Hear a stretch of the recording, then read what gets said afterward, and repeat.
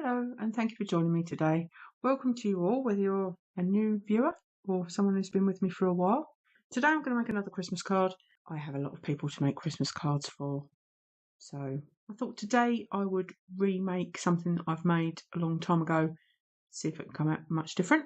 So this time I'm going to have a go at one of these cross front cards. It's a very simple card to make. We'll go through the steps together. So I'm going to use that as my template. I'm going to use the Gonks. This came out last year, I believe. It's issue 119 of Die Cutting Essentials, and the Gonks came with, so it came with a very good die set. This Happy Christmas wasn't included, but these all came with this magazine. I obviously did have a go at doing it last year, so I'm gonna have another go with that. And papers. So on here you'll see I've got some backing papers. I think I'm going to use this Art Studio Christmas Gonk 12x12. It's got some really nice papers in it. I haven't touched this at all, so I think I bought this in a sale after Christmas. I'm going to decide what size card I'm going to do. I'm obviously going to do a square, and I'll get some things cut out. Excuse the mess. I'm midway through cutting out, so I want the hat to be red. But I've noticed that this die has got some pattern in it, has got some holes. So I've been pushing those through with my pokey tool. Picking them off has been somewhat tricky. So I'll just push some more through. Got a couple over here as well. You can see, I don't know if you can see how easy they are to push through. But then the back is quite rough. And I want to be able to see the white through because he's going on top of this white backer. So I'm saying he, it's going to be a she. So the plan is to do that. So as you can see, if I touch that at the back, it's just going to cover it up. So I've got a chopped down nail buffing block, which is just a very fine grit sandpaper. And on the back, the bits that are raised that I've just pushed through, I'm just running the block over to take them off. So you can actually see straight through them now. I don't know if you can see. Can you see? Yeah, there you go. You really couldn't see through those before because the bits on the back were still attached and were flapping down. So when they were stuck, they wouldn't have been able to see. So just a little hack there. Okay, I think I've got all of the bits. Taken some red satiny shimmer, and I have for the hat and the gloves and the bow on the hair. And I've taken a piece of this, which is from the classic Christmas works pad. So that was a bigger sheet, which has got the red on the back. I've taken some of that to cut for the jumper, and I've got white for the nose and pom-pom. So I'm going to try and assemble. So I'm going to do that with some quick grab glue. It's not going to be dimension, it's just going to be dimension in that it's stuck together, but it's not going to be foam, it's just going to be stuck. Let's put the hat on. Now I think I'm going to put the jumper on. So the next thing I'm going to pop on is the bobble on the hat. Okay, I think the next thing I'm going to put on is the lantern and the arms. I need to work out where the arms are going. And then I need to cut the lantern off, I think, there. Okay, so I think the arms go there. They seem to jut out a bit. I think I'm going to cut another set of arms so that I can put those down and then put these on the top and the lantern on the top of that. So I'm going to go and do that. Okay, so I've now got a complete set of arms and lantern. They come in one piece. So I'm going to stick that on. The arms should have got the same jumper on. So I've cut that using the pattern paper that I use for the jumper. I'm going to do that, and then I'm going to cut the lantern free of here and stick that on. I've coloured that in black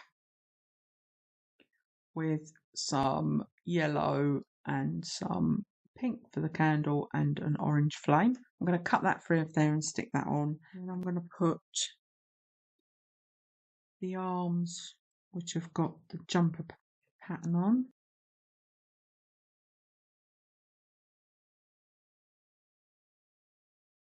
And now I've got the gloves. I've got gloves the same colour as the hat.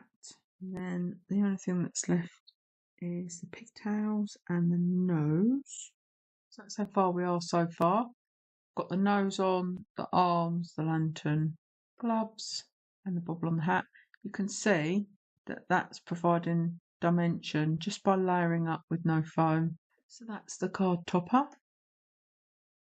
I'm going to set that aside to dry, and I'm going to prepare the matte layers for the card topper. Okay, so as with this picture, I want a two-tone crisscross.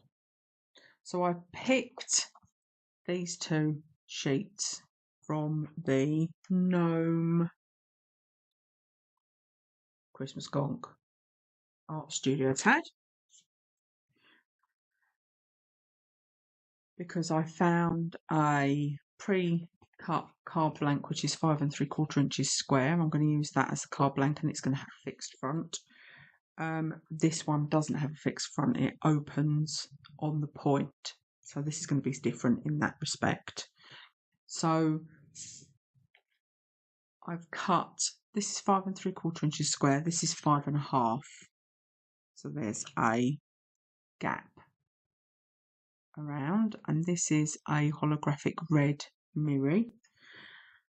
The way that this works is I will get two separate panels out of this. So I'm going to flip this over, because it's directional, I'm going to flip it over and I'm going to mark the centre of each at the bottom. And then I'm going to cut using my paper trimmer from that centre point up to this top corner. And I'm going to do that on these two pieces and on this red mirri. And then when I've done that, I'm going to come back and I'm going to show you how this will work. So this is 1/4 inch larger than these pieces. So when we layer these up, they will automatically have a gap around them.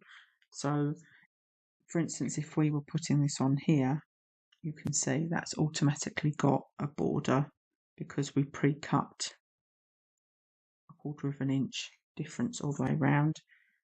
So this is in principle how it will be, but I'm going to mix and match. So I want to audition this with the red on the sides and the white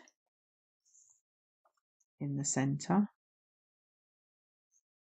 and then cross them over. And I think what I'm going to do is I'm going to pop a lady gnome holding the lantern onto an oval on the front, I think, like that. This will then sit on the front of the card. So I'm going to, we need something behind here. I think I like the red on the red.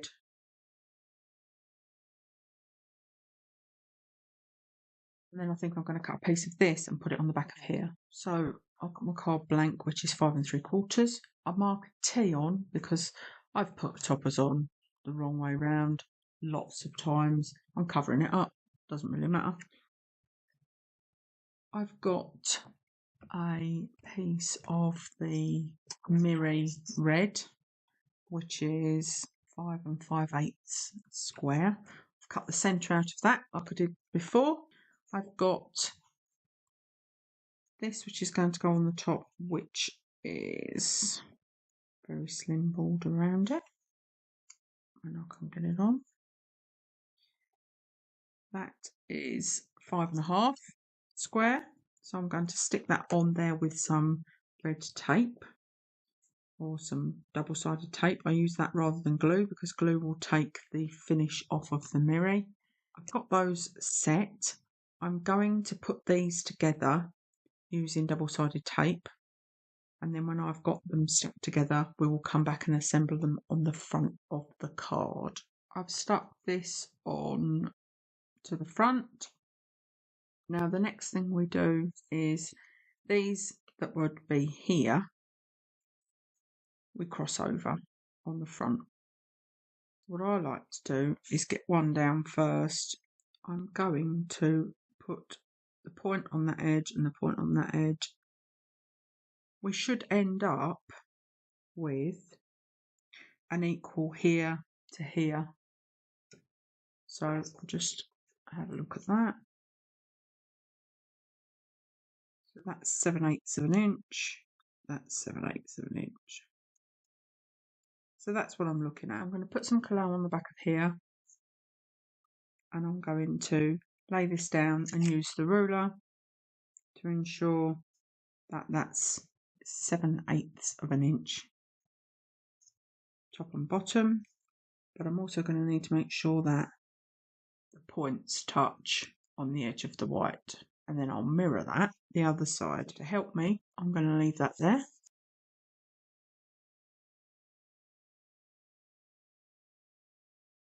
Points are on here, that's 7/8. Points are still on here and here, 7/8, and that's 7/8. So I'm committing to there. Okay, so this side should be the same. We should have, I'm going to turn it that way so that I can measure easier. So now this is the bottom, and we're looking at getting the corner there and the corner there lined up with the white, and then we're looking at 7/8 of an inch. So that is the topper that's going to go on the front of the card. So I'm going to set that aside. That needs to dry before I put it on the card base. Because this is busy, I thought that Mrs. Gonk needs to go on to something. So I've cut a oval, and I quite like her sitting on there. So I think I want her up on some foam. I definitely want this on foam on here, just to give it a bit of dimension. I think that needs to go in the centre of there.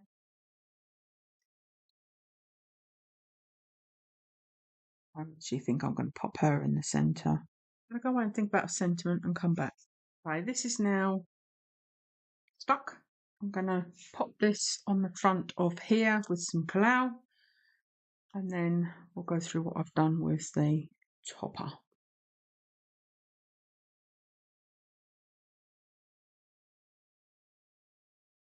So that's on there. I didn't really know where to put the sentiment, so I thought I'm going to flip that around. I'm going to pop her on some foam and the Merry Christmas there. So I think I'm going to stick the Merry Christmas down with glue, and then I'm going to pop her on some foam so she's standing proud a little bit. And yeah, I think I'm going to go with that. So this time I'm going to use some quick grab because I want it to stick so that I can put her down. The colour takes a little while to go off. So the Merry Christmas stamp that I've found there, I've stamped in Versifying Claire Tulip Red. And that stamp was off a free magazine set, and I don't know what magazine that was from, unfortunately. So I'm going to pop some foam on here, pop that on there, and then we will call that done. So this was the original and the inspiration, and this is today's creation. So the whole of the front. It's a 10-fold card. And we made the Gonk using the Die Cutting Essentials free die set. So that's it for today. Thank you for watching. I do enjoy making content, so if you've liked this, then please give us a like and consider subscribing if you haven't already done so. And I hope to see you next time. Thank you. Bye-bye.